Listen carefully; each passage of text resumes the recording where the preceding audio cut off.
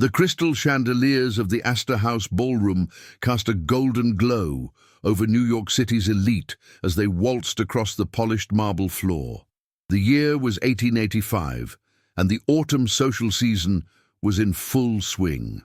Eleanor Hayes stood near the refreshment table, her fingers nervously smoothing the modest lavender silk of her gown, a dress that had been altered twice to keep up with changing fashions. She watched as debutantes in Worth gowns glided past, their jewelry catching the light, their laughter musical and confident. Eleanor was different. She was the daughter of a failed merchant, invited only because her distant cousin had married into the Livingston family. Her presence was tolerated, not celebrated. "Look at her dress," whispered Mrs. Henrietta Vanderburg, loudly enough for others to hear. The woman's ostrich feathers bobbed as she leaned toward her companion. "Last season's cut, and that fabric, is that domestic silk?" Eleanor's cheeks burned. She knew the rules of this world. She was here on sufferance, a charity case among Manhattan's 400 families. Her father's bankruptcy 3 years ago had stripped away any social standing she might have claimed. "I heard the Hayes family lost everything," another voice joined in. "Railroad investments gone bad. Her father works as a clerk now." A clerk, can you imagine? The music swelled, but no gentleman approached Eleanor for a dance. She had been standing there for over an hour, watching couple after couple take to the floor. The master of ceremonies announced a quadrille, and the ballroom erupted in motion. "Miss Hayes, you must be tired," her cousin Margaret said, appearing at her elbow with barely concealed pity. "Perhaps you'd prefer to sit with the chaperones." Before Eleanor could respond, the massive oak doors at the ballroom's entrance swung open. The music faltered slightly as conversations dimmed to whispers. A tall figure entered, his black evening coat perfectly tailored, his presence commanding immediate attention. James Nathaniel Blackwood had arrived, the man whose railroad empire stretched from New York to San Francisco, the magnate whose steel mills powered half the nation's industry, the industrialist whose word could make or break fortunes on Wall Street. At 35, he was unmarried, impossibly wealthy, and famously selective about the company he kept. Mothers pushed their daughters forward. Young women adjusted their postures, their smiles bright and inviting. But Blackwood's dark eyes swept past them all, scanning the room with the calculating gaze of a man accustomed to assessing value in an instant. His gaze stopped on Eleanor. For a moment that seemed to stretch into eternity, he simply looked at her. Then, to the astonishment of everyone present, he walked directly toward her, his steps deliberate and unhurried.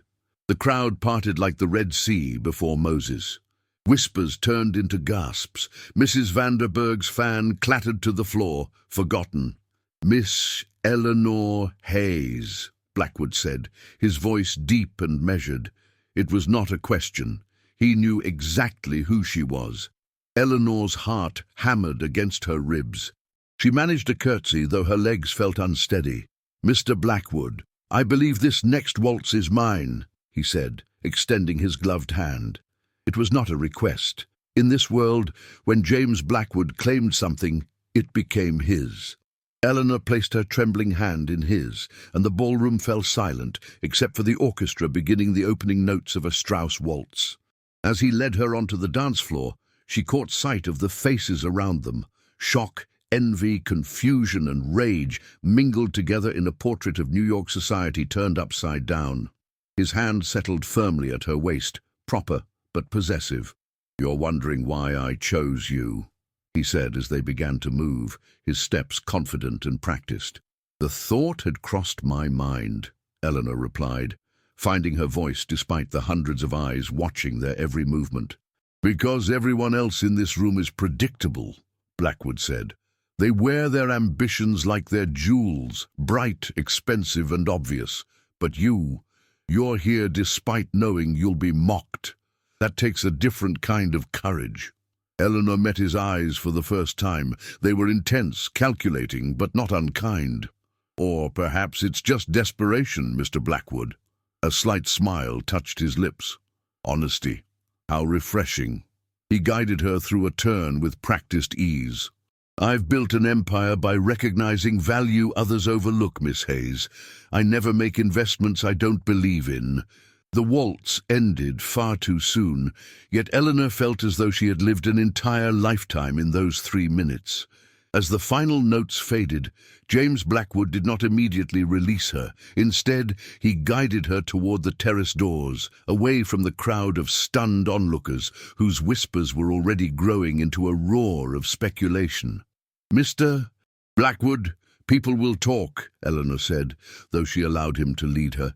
"Miss Hayes, people are already talking. We might as well give them something worth discussing." His tone carried a hint of amusement as he opened the French doors onto a marble terrace overlooking Fifth Avenue. The October air was crisp, carrying the scent of coal smoke and distant rain. They were not alone. Propriety demanded that others could see them, but they had stepped away from the immediate crush of society's judgment. Eleanor wrapped her arms around herself, the thin silk offering little protection against the autumn chill. Without a word, Blackwood shrugged off his evening coat and draped it over her shoulders. The garment was heavy, warm, and smelled of expensive tobacco and sandalwood. Eleanor's breath caught at the intimacy of the gesture. "You'll catch cold," she protested weakly. "I've survived winters in the Dakota Territory overseeing railroad construction. I think I can manage a New York autumn." He leaned against the stone balustrade, studying her with that same intense focus. "Tell me about your father's business." The question surprised her. "Why would you possibly want to know about that?" "Because failures often teach us more than successes," Blackwood replied. "And because I'm considering offering him a position." Eleanor's eyes widened.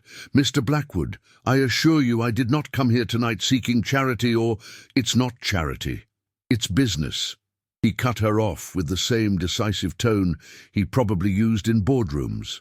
"I've researched your father's situation. The railroad venture that bankrupted him wasn't his fault. It was deliberately sabotaged by competitors who then bought up the assets for pennies on the dollar. Your father was caught in a war between titans, Miss Hayes. He showed excellent judgment in every decision except his choice of partners." Eleanor felt tears prick her eyes, but she refused to let them fall. For 3 years, her family had lived under the shadow of her father's supposed failure. People whispered that Daniel Hayes was foolish, reckless, incompetent. To hear someone, especially someone like James Blackwood, say otherwise was almost too much to bear. "Why are you doing this?" she whispered. "You don't know me. You don't owe my family anything." Blackwood was quiet for a moment, his gaze distant as he looked out over the city lights. "My father was a Scottish immigrant who worked on the docks. When I was 12 years old, he developed pneumonia from working in freezing rain. He died because we couldn't afford a doctor. I built my empire from nothing, Miss Hayes, and I did it by recognizing that a person's circumstances don't define their worth." He turned back to her, and in his eyes Eleanor saw something she hadn't expected: recognition. Not pity, but understanding. "You walked into that ballroom tonight knowing you'd be mocked, knowing you weren't wanted, because you refused to let shame keep you invisible. That's the quality I need in the people who work for me." "But you don't need my father to work for you," Eleanor said slowly, understanding dawning. "You're one of the wealthiest men in America. Wealth isn't about having enough, Miss Hayes. It's about having more than your competitors, and that requires building an organization of people who won't break under pressure." He paused. "Your father has been tested by failure and survived with his integrity intact. That's rarer than you might think." From inside the ballroom, Eleanor heard the opening strains of another dance.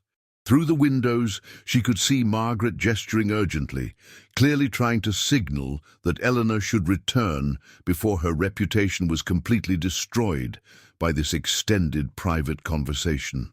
"I should go back inside," Eleanor said reluctantly, beginning to slip his coat from her shoulders. "Keep it for the moment. We'll walk back together."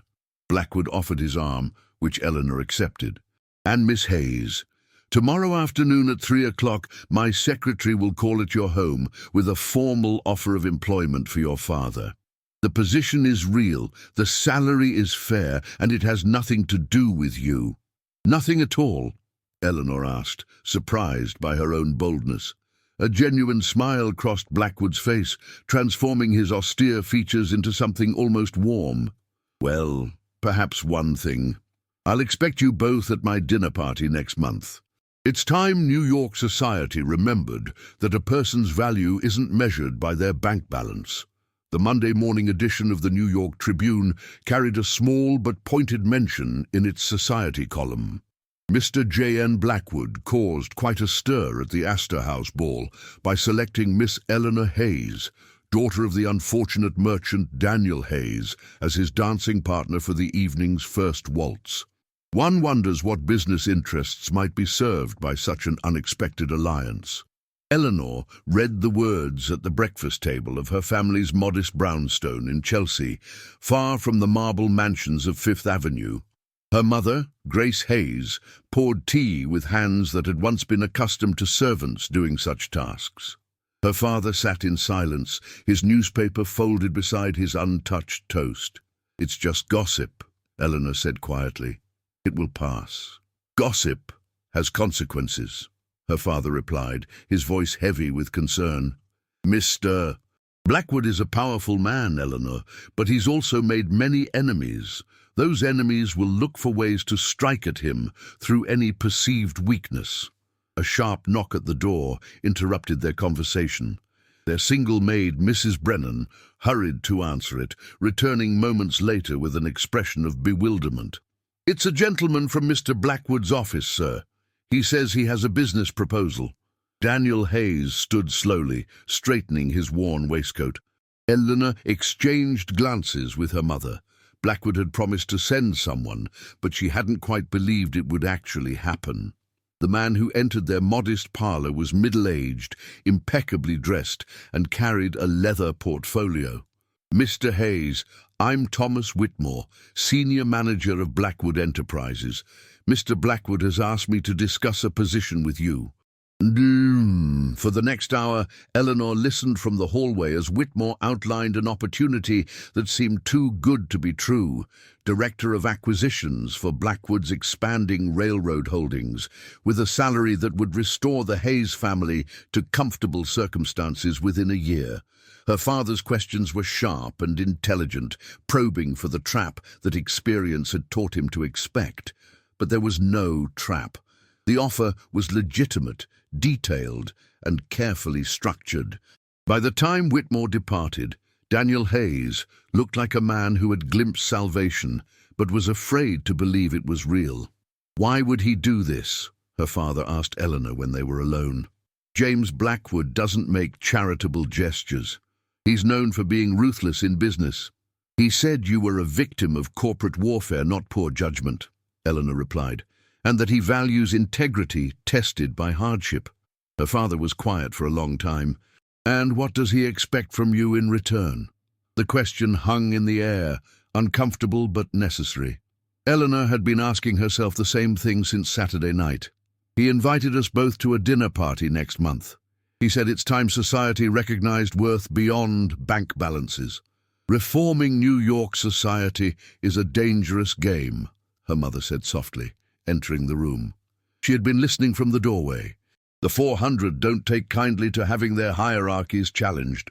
That afternoon, a messenger delivered a formal invitation on heavy cream paper embossed with the Blackwood crest. The dinner was scheduled for November 14th at Blackwood's Fifth Avenue mansion, with 32 guests listed. A mix of old money, new money, and a handful of names that made Eleanor's breath catch. Artists, writers, a university professor, and a doctor who ran a charity hospital in the Lower East Side. It was not a typical society gathering. It was, Eleanor realized, a statement. James Blackwood was not trying to climb the social ladder. He was building his own structure entirely, one that operated by different rules. The following week passed in a blur.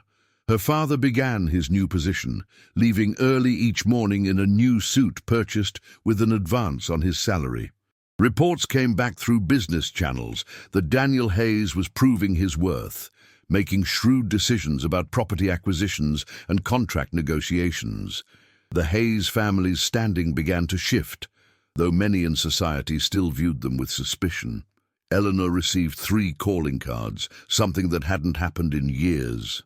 2 were from young women she had known before her family's fall from grace, suddenly interested in rekindling old friendships now that the Hayes name was associated with James Blackwood. The 3rd was from Mrs. Caroline Astor's secretary, a carefully worded inquiry about Eleanor's friendship with Mr. Blackwood.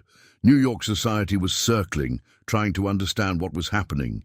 James Nathaniel Blackwood had never shown interest in marriage, despite a decade of mothers parading their daughters before him.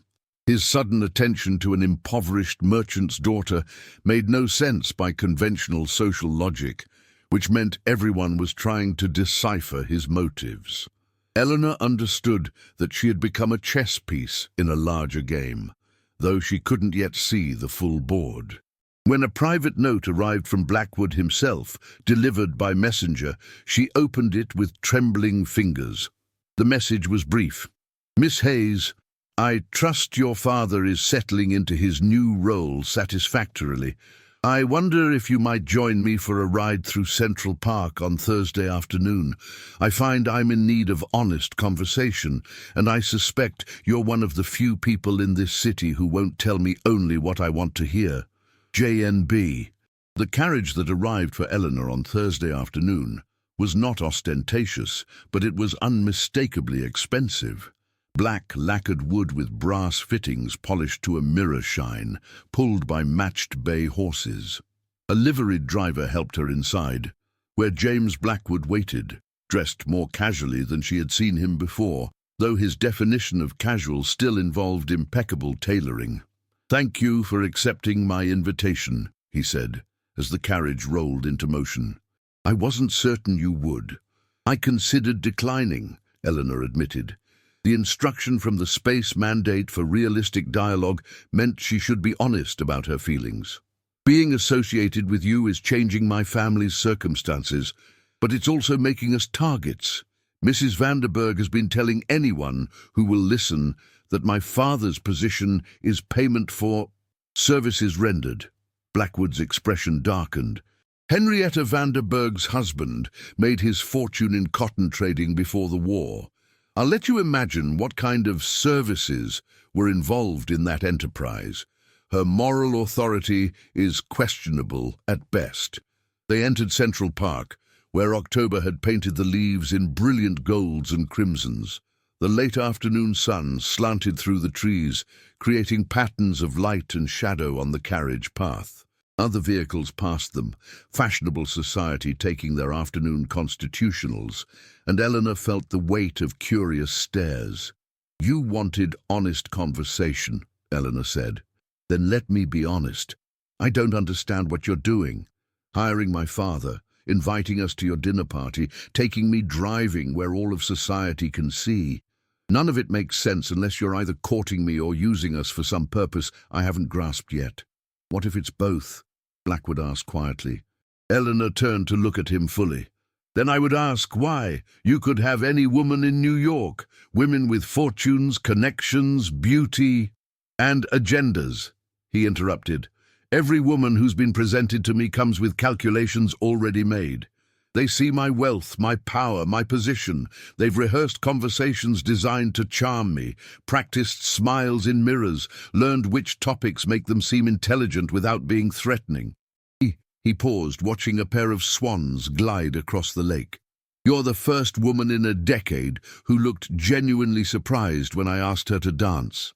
"That's because you had no reason to notice me," Eleanor said. "I had every reason," Blackwood countered. "I watched you for 20 minutes before I approached you, Miss Hayes. I saw how you stood straighter when people mocked you, how you refused to retreat despite having every excuse to do so, how you looked at that ballroom not with envy, but with something more complex, a mix of longing and disgust, as if you wanted to belong but weren't certain the belonging would be worth the price."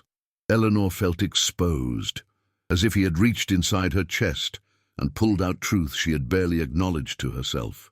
"You're very observant." "I'm wealthy because I'm observant," he replied. "I built an empire by seeing what others missed. Undervalued land, overlooked opportunities, people whose potential exceeded their circumstances. You, Eleanor Hayes, are remarkable, and I find myself wanting to know you better, though I'm aware that my attention is complicating your life."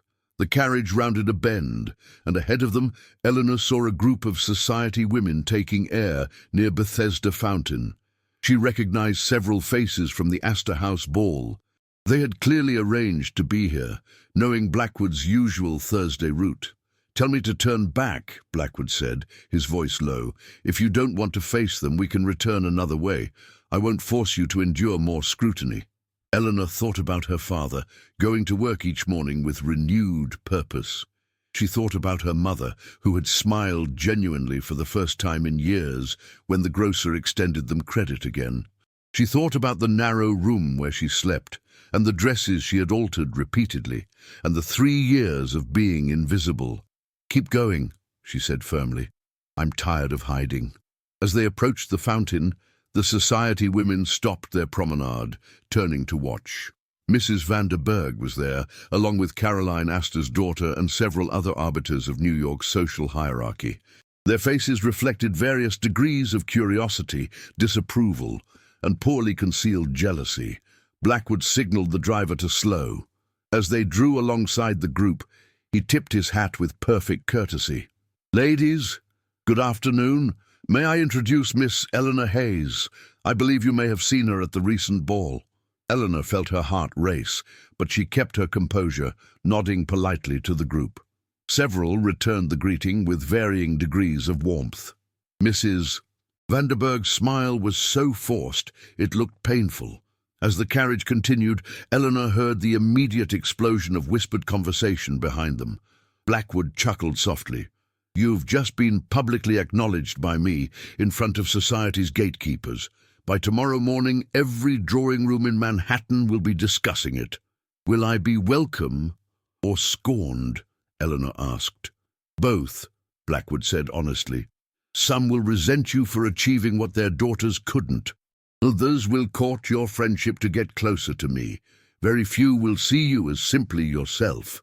He turned to face her directly.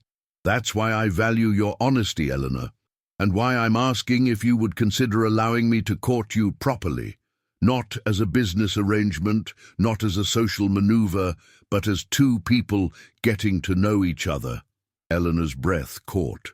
In the golden autumn light, with the park spreading out around them and the future suddenly full of impossible possibilities, she saw James Blackwood not as the feared industrialist, but as a man who understood loneliness, despite his power.